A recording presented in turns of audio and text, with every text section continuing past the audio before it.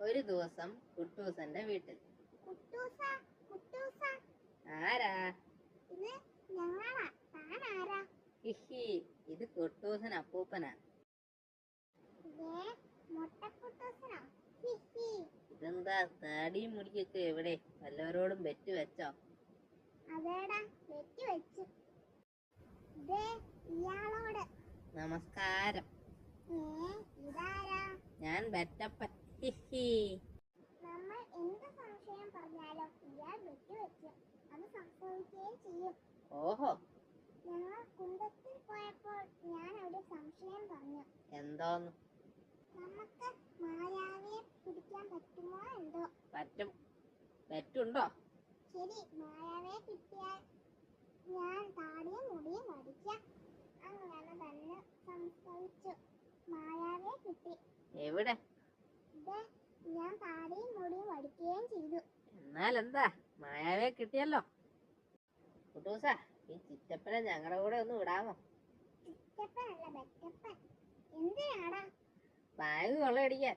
ഇങ്ങനെ ചുമ്മാ വെറ്റ് വെച്ചാ പോരെ? കൂടി വന്നാ മുടി വെട്ടേണ്ടി വരും, അത്ര തന്നെ. ഹിഹി, അത് ശരിയാ, നിനക്ക് ബുദ്ധിയുണ്ട്.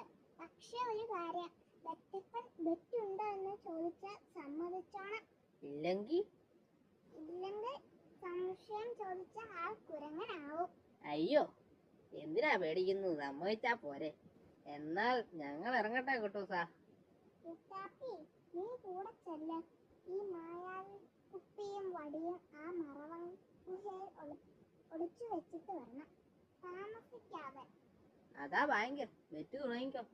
ശരി, ആ ബാങ്കിലെ സേഫ് എന്റെ കയ്യിൽ എത്തുമോ ആവോ? എത്തും. വെറ്റുണ്ടോ? വെറ്റുണ്ട്. സേഫ് കിട്ടിയാൽ ഞാൻ മുടി വെട്ടിയാക്കാം. ഉടൻ. ദാ വരുന്നു സേഫ്. ഹിഹി, കോ അടിച്ചു. ഹിഹി. നീ മറവൻ ഗുഹയിൽ പോയി മായാക്കുപ്പിയും വടിയും ഒളിപ്പിക്കണം. സേഫിന്റെ സ്ഥാനം കാരണം കുന്തം കണ്ടോള് തെറ്റുമോ ആവോ. തെറ്റും.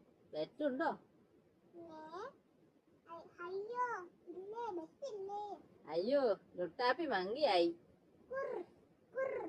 അയ്യോ, രക്ഷിക്കണേ. രക്ഷപ്പെട്ടു.